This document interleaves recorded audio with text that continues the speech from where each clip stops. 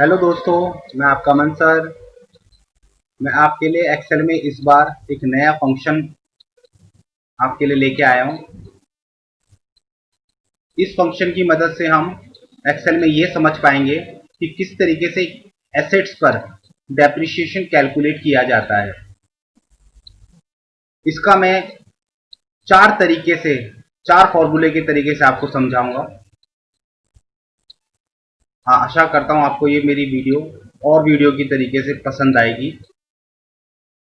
जो सब्सक्राइबर मेरा पहली बार ये चैनल देख रहा हो, उससे मैं रिक्वेस्ट करता हूँ कि मेरी ये वीडियो को, मेरे चैनल को सब्सक्राइब करें और नोटिफिकेशन बेल आइकन को भी प्रेस करें ताकि मेरी लेटेस्ट वीडियो जो हो वो मैं आपको दिखा सकूं।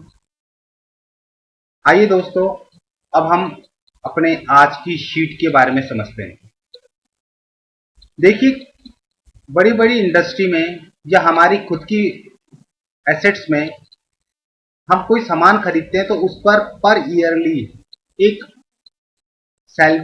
पर ईयरली डेप्रिसिएशन लगता है।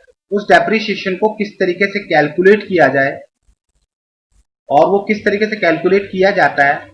सपोज मैंने एक बिजनेस स्टार्ट किया, उसमें एक मशीन खरीदी, उस मशीन की कीमत 40,000 है और 10 साल बाद मुझे पता है इस मशीन की कीमत केवल जो सैलवेज वैल्यू है 5,000 रह जाएगी। थोड़ा सा मैं बड़ा करूंगा। और इसका जो लाइफ साइकिल है वो 10 ईयर्स है इन ईयरली। तो किस तरीके से मैं इस फंक्शंस पर डेप्रिसिएशन को कैलकुलेट करूंगा। डेप्रिसिएशन में चार तरीके से समझाऊंगा। स्ट्रेट लाइन, डीबी फॉर्मूले के लिए डिक्लाइन के अनुसार डबल डिक्लाइन के बेस पर समझाऊंगा और वेरिएबल डिक्लाइन के बेस पर समझाऊंगा। तो तीनों तरीके से होगा। डिक्लाइन वैल्यू से भी होगा, डबल डिक्लाइन से भी होगा और वेरिएबल डबल डिक्लाइन वैल्यू से भी होगा। तो सबसे पहले स्टेट मेथड से समझ लेते हैं, एसएलएन से। तो सपोज ये हमारे लिए भी बहुत बेनिफिशियल है। सपोज मैंने कोई बाइक खरीदी, आज उस बाइक की कीमत 80,000 है। गवर्नमेंट ने वो बाइक की कीमत 15 साल बाद जीरो कर दी है, यानी 15 साल बाद आपकी कॉस्ट जीरो हो जाएगी, वो उसका रजिस्ट्रेशन खत्म हो जाएगा। जिस प्रकार कॉमर्शियल व्हीकल दिल्ली के अंदर 10 साल तक ही वैलिड होते हैं, तो पर ईयरली वो टैक्सी आपकी कॉमर्शियल कितना कितना उसका डेप्रिसिएशन लगता है और फाइनल जाके वो कैसे जीरो हो जाती है, या उसको जब कबाड़ में बेचते हैं तो उसकी 5 या 7,000 रुपए कीमत रह जाती है, तो उसे हम सैलवेज यानी लास्ट वैल्यू कहते हैं। सपोज कोई 40,000 की मशीन है, वो इनिशियल कॉस्ट थी 5,000, उसकी लास्ट कंडम प्राइस होगा 10 साल बाद। तो किस तरीके से पर ईयरली उसका डेप्रिसिएशन लग रहा है with straight line, decline method, double decline method and variable double decline method. समझेंगे जरा। Is equal to SLN bracket on the cost. Cost कितनी है आपकी? The initial cost is B1। इसे मैं F4 कर दूंगा ताकि वो औरों के लिए सही आए, कॉमा द सैलवेज कॉस्ट। बहुत सिंपल सा है ये, तो इसको भी मैं कॉमा कर दूंगा, F4 कर दूंगा।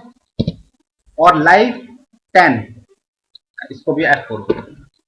ये बहुत सिंपल सा मेथड है, इसे मैं पूरा खींच लूंगा। इस मेथड में मुझे ये समझाता है कि मेरी 3,500 टोटल पर ईयर मेरी जो है सैलवेज कॉस्ट खत्म होती है। तो टोटल कितनी होनी चाहिए? 5,000 कम करूंगा, 35,000 टोटल ये होनी चाहिए। इज इक्वल टू सम ले लेता हूं।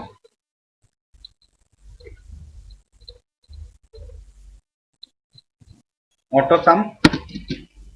तो टोटल 35,000 इसकी आपकी जो है टोटल हो गया। इसका कहेंगे सर ये 35,000 क्यों हुआ?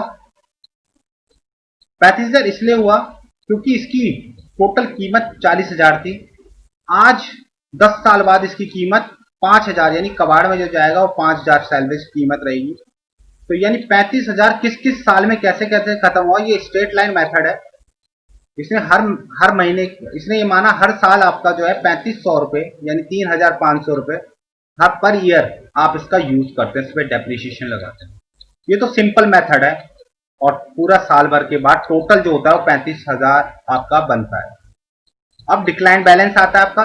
डिक्लाइन बैलेंस हमारे को ये बताता है कि पहले साल कुछ ज्यादा, उसके बाद कुछ कम, क्योंकि मशीन की जो कीमत होती है वो पहले साल ज्यादा अच्छी चलती है और 10वें साल जाते जाते वो मशीन थोड़ा डाउन हो जाती है। तो डीबी फॉर्मूले के थ्रू हम is equal to DB the cost comma salvage, cost को मैं F4 कर दूंगा, comma salvage F4, comma the life F4 कर दूंगा एंड कॉमा पीरियड। कौन से ईयर का देखना है? The first year. ये रैंडमली चेंज होगा हर साल 10 तक। इसको मैं नीचे तक खींच दूंगा और सिंपल मेथड में मैं से कॉमा लगा दूंगा।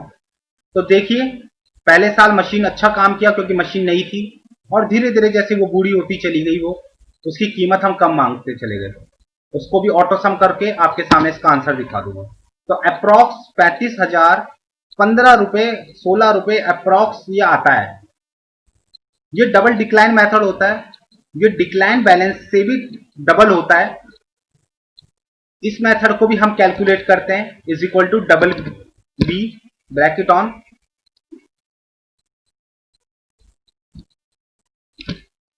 The cost comma salvage comma life comma period. इस पर इसको F4 कर दूंगा, इसको भी F4 कर दूंगा, इस वाले को भी F4 कर दूंगा, कॉमा, और आखिरी वाले को मैं रैंडमली चेंज करना चाहता हूं, सारा का सारा 10 तक आए, तो इसको मैं F4 नहीं करूंगा। ये लगभग डबल डिक्लाइन मेथड पे आता है जब आप ज्यादा यूज करते हैं उसका। और इसकी भी total initial cost total randomly वही बनेगी 35,000 के आसपास।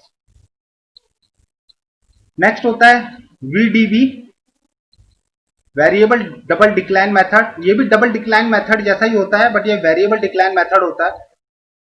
इस पर हमें एंड ऑफ द मंथ नहीं देना होता है, मगर इसमें हम एंड ऑफ द मंथ भी दे सकते हैं। इस फॉर्मूले से हम किसी भी एसेट्स का हम एक दिन की भी कैलकुलेशन कर सकते हैं, उसकी डेप्रिसिएशन की। देखिए समझिए कैसे। Is equal to VDB bracket on करते हैं इसको हम, और cost comma salvage comma life comma the start period, starting period 0 comma first 1 bracket बंद करेंगे। तो ये तकरीबन आपका वही आएगा। इसको हम फर्स्ट सेल को हम F4 दबा देंगे, F4 और एंटर मार देंगे।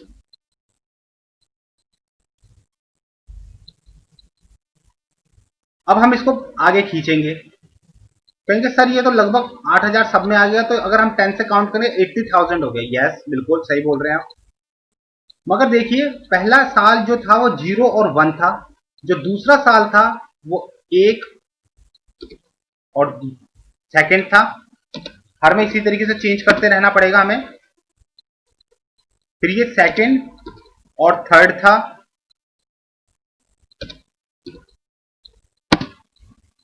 नेक्स्ट वाला हमारा थर्ड से फोर्थ को कैलकुलेट करेगा, फिर हमारा फोर्थ से फिफ्थ को कैलकुलेट करेगा। नाउ फिफ्थ एंड सिक्स, यहां और ये लगभग सेम आ रहे हैं, यानी डबल डिक्लाइन मेथड और हमारा variable decline method double decline method पे ही काम कर रहा है। बस हमने इस वाले पर स्टार्टिंग पीरियड और एंड पीरियड भी दिया। अब जैसा कि मैंने आपको बताया था कि मैं इसमें एक दिन का भी कैलकुलेट कर सकता हूं, तो VDB की मदद से कैसे कर सकता हूं? तो देखिए, मान लीजिए मेरी ये टोटल इनिशियल कॉस्ट है, सैलवेज है, और मैं एक दिन में कितना डेप्रिसिएशन लेता हूं, तो VDB bracket on per day का निकाल रहा हूं, cost comma salvage comma life comma, अब मैं यहां पर अगर 365 दिन कर देता हूं तो ये हमारा एक दिन का निकालेगा। Starting period is 0,1। तो तकरीबन इस मशीन पर मुझे एक दिन की पर डे डेप्रीशिएशन जो है वो 21 रुपीज यानी 22 रुपीज अप्रॉक्स मैं मान के चलता हूं पर डे डेप्रीशिएशन लग रहा है। तो देखिए दोस्तों, ये वो काम है जिसके थ्रू हम, आप देखते होंगे, ये वहां काम आता है जो आपकी इंश्योरेंस करते हैं और आपकी वैल्यू, आपकी जो बाइक है या कार की है, वो वैल्यू पर डे के हिसाब से डाउन करते चले जाते हैं, और कितनी आपकी फिर उस हिसाब से ईएम उसकी वो बनती है, इंश्योरेंस की पेमेंट बनती है, आपने कोई क्लेम वगैरह किया होता है, तो ये वहां काम आता है। और भी कई जगह आप बड़ी बड़ी बैंक इंडस्ट्री में हर अपना डेप्रिसिएशन को भी कैलकुलेट करते हैं एसेट्स पर।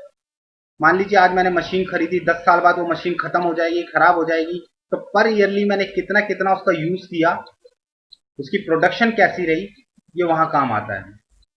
आशा करता हूं दोस्तों मेरी ये वीडियो आपको बहुत पसंद आई होगी। अगर आपको मेरी वीडियो पसंद आए, लाइक करें, शेयर करें, कमेंट करें। धन्यवाद।